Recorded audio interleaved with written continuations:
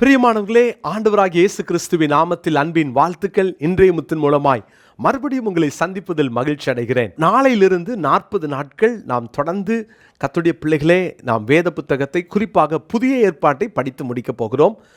வழக்கமாய் கடந்த 2 வருஷம் ஃபுல் பைபிளை நம்ம படித்தோம். இந்த வருஷம் நிறைய பேர் கேட்டுக்கொண்டதற்கு என்னங்க, நியூ டெஸ்ட்மெண்ட்டை மாத்திரம் நம்ம படித்து முடிக்க போகிறோம். இந்த 40 டேஸில் அதை முடிப்போம். பிரியமானவர்களே, 40 நாட்கள் நீங்கள் படிக்கிற வேத பகுதியிலிருந்து 4 கேள்விகளும் மாத்திரமல்ல, இன்றைய முத்து பகுதியிலிருந்து ஒரு கேள்வியும் கேட்கப்படும். ஞாபகம் வச்சுக்கோங்க. அதோடு கூட அந்த வசன சவாலிலும் நீங்கள் கலந்து கொள்ளணும். இதெல்லாவற்றையும் வைத்து தான் இந்த 40 நாட்கள் முடிந்ததற்கு பின்பாக உங்களுக்கு பரிசு வழங்கப்படும். எனவே இப்போவுமே உங்கள் ரிலேட்டிவ்ஸ், ஃப்ரெண்ட்ஸ் எல்லாருக்கும் இதை நீங்கள் சொல்லுங்கள்.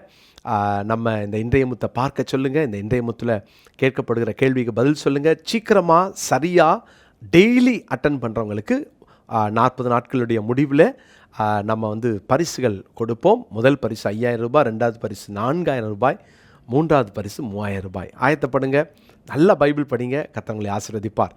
இந்த நாளிலும் கூட யோவான் சுவிசேஷம் 17ஆம் அதிகாரம் 16ஆம் வசனத்தை திரும்ப நான் படிக்கிறேன். இந்த நாளோடு கூட உலகம் என்ற அந்த சீரீஸை நான் முடிக்க விரும்புகிறேன்.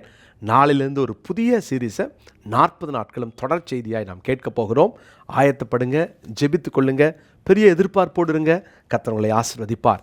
யோவான் சுவிசேஷம் 17:16, நான் உலகத்தார் அல்லாதது போல அவர்களும் உலகத்தார் அல்ல. ஆண்டவர் நம்மை இந்த உலகத்திலிருந்து பிரித்தெடுக்கிறார். உலகத்தின் சவால்களை தியானித்தோம். இந்த உலகம் நம்முடையதல்ல என்று சொன்னார். அப்படியே நம்ம இந்த உலகத்தில் இருக்கணும். இந்த உலகத்துக்கும் எனக்கு என்ன சம்பந்தம்? இந்த உலகத்தில் என்னை நற்செய்தி சொல்லுகிறவனாய் என்னை மாற்றுகிறார். 2வது, இந்த உலகத்தில் என்னை ஒரு வெளிச்சமாய் கர்த்தர் மாற்றுகிறார். 3வதாய், இந்த உலகத்தில் இருக்கிற நம்ம என்ன செய்ய போகிறோம்? மத்தேயு சுவிசேஷம் 5ஆம் அதிகாரத்தின் 13வது வசனத்தை நான் வாசிக்கிறேன். ஆண்டவர் நம்மை இந்த உலகத்தில் வைத்திருக்கிறதின் நோக்கத்தை நாம் புரிந்து கொள்ளலாம். 5:13, நீங்கள் பூமிக்கு உப்பாய் இருக்கிறீர்கள். உப்பானது சாரமற்று போனால் எதினால் சாரமாக்கப்படும்? வெளியே கொட்டப்படுவதற்கும் மனுஷரால் மிதிக்கப்படுவதற்குமே ஒழிய வேறொன்றுக்கும் உதவாது. நீங்கள் பூமிக்கு உப்பாய் இருக்கிறீர்கள்.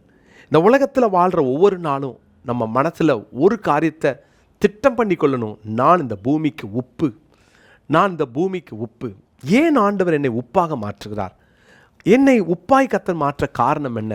இந்த உலக வாழ்க்கையில் இருக்கிறவங்கள கேட்டு பார்த்தீங்கன்னா, உலகத்தை அனுபவிப்பாங்க, ஆனால் அவர்கள் வாழ்க்கை ருசியற்றதாய் போய்விட்டது. அவர்கள் அனுபவங்கள் எல்லாம் கசப்பு நிறைந்ததாய், ஏதோ வாழ்வோம், அனுபவிப்போம், சாவோம் அப்படின்னு வாழ்ந்துட்டுருக்காங்க. இந்த பூமிக்கு நம்மை உப்பாய் வைத்திருக்கிறார். என்ன காரணம் தெரியுமா? யோபுவின் புஸ்தகம் 6ஆம் அதிகாரம் 6ஆம் வசனத்திலே, ருசியில்லாத பதார்த்தத்தை உப்பில்லாமல் சாப்பிடக்கூடுமோ? அந்த உப்பு தான் ஒரு பதார்த்தத்தை, ருசியை ஏற்படுத்தக்கூடியதாய் மாற்றும். உப்பு ருசித்தன்மையை ஏற்றும். தேவன் ருசியற்று வாழ்கிற இந்த உலகத்தில், இந்த உலகம் உனக்கு சொந்தமல்ல, ஆனால் இந்த உலகத்திற்கு ருசி உள்ள அந்த அனுபவத்தை காட்டுவதற்கு தான் உங்களையும் என்னையும் உப்பாய் மாற்றுகிறார். சீனியா இல்லை, உப்பா மாற்றுகிறார். சீனியா சாப்பிட்றவங்க திரும்ப சீனியை தான் விரும்புவாங்க. அந்த சுகர் திரும்ப வேணும்னு நினைப்பாங்க. ஆனால் உப்பை சாப்பிட்டாங்கன்னா தண்ணி குடிப்பாங்க. கர்த்தருடைய பிள்ளைகளை நம்மளை உப்பா கர்த்தர் மாற்றுகிறார். ஏன் தெரியுமா? ஜீவ தண்ணீராகிய இயேசுவை ஒருத்தர் பருகணும்னா, அதை குடிக்கணும்னா, இயேசு கிறிஸ்துவை ருசிக்கணும்னா, நான் உப்பாக இருக்கணும், சுகராக இருக்கக்கூடாது. நிறைய பேர் சுகராக வாழ்ந்து தங்களை ஜனங்கள் தேடும்படியாக வச்சுருவாங்க. நீங்களும் நானும் உப்பாக மாறுவோம். நம்மை உப்பாய் கர்த்தர் மாற்றுகிறார். காரணம், உப்பு ருசித்தன்மையை கூட்டும். 2வதாக நாம் 2 ராஜாக்களின் புஸ்தகத்தின் 2ஆம் அதிகாரம் 20ஆம் 21ஆம் 22ஆம் வசனத்தில் எலிசாவின் நாட்களில் நடந்த ஒரு அற்புதத்தை நாம் அங்கே பார்க்கிறோம். அங்கே நடந்த சம்பவம் என்ன தெரியுமா?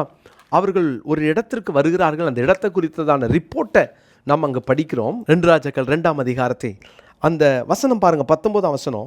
பின்பு அந்த பட்டணத்தின் மனுஷர் எலிசாவை நோக்கி, இதோ எங்கள் ஆண்டவன் காண்கிறபடி இந்த பட்டணம் குடியிருப்புக்கு நல்லது, தண்ணீரோ கெட்டது, நிலமும் பால் நிலம். கெட்ட தண்ணீர், பாழான நிலம். அப்போ எலிசா என்ன சொல்கிறார் பாருங்கள். அப்பொழுது அவன் ஒரு புது தோண்டியை எடுத்து அதிலே உப்பு போட்டு கொண்டு வாருங்கள் என்றான். அதை அவனிடத்தில் கொண்டு வந்தபோது அவன் நீரூற்றண்டிக்கு போய் உப்பை அதிலே போட்டு, இந்த தண்ணீரை ஆரோக்கியமாக்கினேன், இனி இதனால் சாவும் வராது, நிலப்பாழும் இராது என்று கர்த்தர் சொல்லுகிறார் என்றான். எலிசா சொன்ன வார்த்தையின்படி அந்த தண்ணீர் இந்நாள் வரைக்கும் இருக்கிறபடி ஆரோக்கியமாயிற்று. அந்த உப்பின் தன்மை ஆரோக்கியப்படுத்தும். பிரியமானவர்களே, இந்த உலகத்தில் தேவன் நம்மளை உப்பா வச்சிருக்கிறார். காயப்பட்ட அநேகர், காயப்பட்டு உடைந்து போன அநேகர், வாழ்க்கையில் ஆரோக்கியமற்று கிடக்கிற, பாவத்தினால் ஆரோக்கியமற்று வாழ்கிற அநேகருக்கு நீங்கள் உப்பா மாறணும். எத்தனை நேரம் நம்ம உப்பா வந்திருக்கோம், எத்தனை நேரம் நம்ம உப்பாக இருந்து அவர்களுடைய வாழ்க்கையை மாற்றியிருக்கிறோம். பிரியமானவர்களே, பூமி உனக்குரியதல்ல. வாழ்கிற நாட்களிலே பூமியிலே உப்பாய் வாழ்வோம். ருசி உள்ளவர்களாக, ஆரோக்கியத்தை கொடுக்கிறவர்களாய் கர்த்தர் நம்மை பயன்படுத்த விரும்புகிறார். மூன்றாவதாக நீங்கள் பாருங்களேன், எசேக்கியேல் அந்த 16ஆம் அதிகாரத்தின் 4வது வசனத்தில் அந்த உப்பினுடைய மூன்றாவது தன்மை என்ன தெரியுமா? அது சுத்திகரிக்கிறதற்கு பயன்படுத்தப்படும். பூமியில் நம்மளை உப்பா கர்த்தர் வைக்கிறார்னா நாம் சுத்திகரிக்கிற ஒரு வாழ்க்கை வாழ, சுத்தப்படுத்துகிற ஒரு வாழ்க்கை வாழ தேவன் நம்மை அழைக்கிறார். சுத்திகரிப்புக்காகவும் ருசிக்காகவும் ஆரோக்கியத்திற்காகவும் தேவன் நம்மளை மாற்றுகிறார். வேதத்தில் ஒரு வசனத்தை நான் வாசித்து ஜெபிக்க விரும்புகிறேன். மார்க்கு சுவிசேஷம் 9ஆம் அதிகாரம் 50வது வசனம். மார்க் 9:50 நான் வாசிக்கிறேன். உப்பு நல்லது தான், உப்பு சாரமற்று போனால் அது எதினாலே சாரம் உண்டாக்குவீர்கள்? உங்களுக்குள்ளே உப்புடையவர்களாய் இருங்கள், ஒருவரோடு ஒருவர் சமாதானம் உள்ளவர்களாயும் இருங்கள் என்றார். இந்த வசனத்தை இன்னைக்குரிய மனப்பாட வசனமாக குறித்து கொள்ளுங்க. மார்க்கு சுவிசேஷம் 9ஆம் அதிகாரம் 50ஆம் வசனம். நம்மளை உப்பா வச்சிருக்கிறாரு. சாரத்தோடு வாழ்வோம். சாரமற்று போனால் அது மிதிக்கப்படுவதற்கு தான் லாய்க்கு. உலகத்தோடு உலகமாக வாழ்ந்து உப்பின் சாரத்தன்மையை இழந்து கிடக்கிற நிறைய பேர் இருக்காங்க. நீங்களும் நானும் ஒரு வாழ்க்கை வாழ்கிறோம். இந்த உலகத்திலே உப்பாய் சாரம் உள்ளவர்களாய், நம்முடைய வார்த்தை சாரம் உள்ளதாய், நம்முடைய அனுபவங்கள் சாரம் உள்ளதாய், உப்பினுடைய அந்த தன்மையை இழந்துடாம கவனமாக வாழ தேவன் கிருபை தருவாராக. ஜெபிக்கலாமா? நல்ல தகப்பனே, நாங்கள் பூமிக்கு உப்பாய் இருக்கிறோம். உப்பினுடைய அந்த சாரத்தன்மையை நாங்கள் இழந்து விடக்கூடாது. நாங்கள் பிறருடைய வாழ்க்கையில் ருசி ஏற்றுகிறவர்களாக, சுத்திகரிப்பை ஏற்படுத்துகிறவர்களாக, எல்லாவற்றுக்கும் மேலாக அன்றைய எங்கள் வாழ்க்கையில் அநேகருக்கு ஆரோக்கியம் கொடுக்கிறவர்களாக எங்களை மாற்றும். தாழ்த்தி அர்ப்பணிக்கிறோம். இந்த உலக வாழ்க்கையிலே எவ்வளவு கவனமாக வாழணும்னு எங்களுக்கு கற்றுக் கொடுத்த இந்த பாடங்களுக்காய் ஸ்தோத்திரம். தொடர்ந்து எங்களோடு பேசும். இயேசுவின் நாமத்தில் ஜெபிக்கிறோம் நல்ல பிதாவே, ஆமென். அன்பு சகோதர சகோதரிகளே, இயேசு கிறிஸ்துவின் நாமத்தில் அன்பின் வாழ்த்துக்கள். நம்முடைய விங்ஸ் ஆஃப் விக்டரி டயக்னோஸ்டிக் சென்டருக்காக நீங்கள் ஜெபம் பண்ணுங்க. இந்த நிகழ்ச்சியை பார்க்குற எல்லாரும் ஜெபம் பண்ணுங்க. எனக்கு கர்த்தருடைய பிள்ளைகளை இந்த பிப்ரவரி மாதத்துக்குள்ளே நம்ம இதை துவங்கணும்னு சொல்லி நான் அதிகமாக பிரயாசப்படுறேன், ஜெபம் பண்ணுறேன். இதற்காக சொவீனியர் போடுறோம். உங்கள் குடும்பத்தின் சார்பில் இந்த சொவீனியரை நீங்கள் ஒரு 10,000 ரூபாய் கொடுத்து இதனுடைய ஆடை நீங்கள் வாங்கிக்கலாம். கீழே காண்கிற நம்பரை நீங்கள் குறிச்சிக்கோங்க. நாங்கள் உடனே அதனுடைய டீட்டெயில்ஸ் உங்களுக்கு அனுப்பி வைக்கிறோம். அது மாத்திரமல்ல, உங்களுக்கு தெரிந்தவர்கள், உங்களுடைய நண்பர்கள், குடும்பத்தார் யாராவது இதற்கு கொடுக்க ஆசையாக இருந்தால் உங்கள் குடும்பத்தின் சார்பில் ஒரு பொருளை வாங்கி கொடுக்கலாம். இதற்கு 45 லட்சம் ரூபாய் தேவை. 45 பேர் 1 லட்சம் ரூபாய் கொடுத்தா போதும். 90 பேர் 50,000 கொடுத்தால் போதும். இதற்காக அதிகமாக ஜெபம் பண்ணுறோம், பிரயாசப்படுறோம். நீங்களும் ஜெபம் பண்ணிக்கோங்க. டயாலிசிஸ் சென்டருக்காக தொடர்ந்து ஜெபம் பண்ணிக்கோங்க. இன்னும் டயாலிசிஸ் சென்டருக்காக ஜெபிக்கவும், மாதம் 1000 ரூபாய் அந்த டயாலிசிஸ் பண்ணுற பேஷண்ட்டை கொடுத்து தாங்கவும் நீங்கள் இதுவரைக்கும் முன் வரலைன்னா கீழே இருக்கிற நம்பருக்கு உடனே தொடர்பு கொள்ளுங்கள். ஏன்னா டயாலிசிஸ் சென்டருக்கு மாத்திரம் கிட்டத்தட்ட மாதம் 3 லட்சம் ரூபாய் எங்களுக்கு செலவாகிறது. சேல்ரி, ரெண்ட்டு, டயாலிசிஸ் எக்யூப்மெண்ட்ஸ் வாங்கணும், நிறைய செலவு இருக்குது.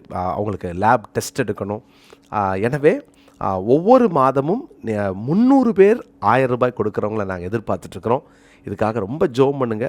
நாம் இந்த நாட்களில் இதை செய்யாவிட்டால் கர்த்தருடைய பிள்ளைகளே, பின்னால் சரித்திரத்திலே நாம் ஒரு பெரிய பிழை விட்டவர்களாக இருப்போம். எனவே இணைந்து தேவனுக்காய் செயல்படுவோம். ஒரு வாழ்க்கை கர்த்தருக்காக வாழ்வோம். அன்போடு உங்களை அழைக்கிறேன். மறுபடியும் ஞாபகப்படுத்துகிறேன், உங்களுடைய ஜெபம் எங்களுக்கு மிக அவசியம். God bless you.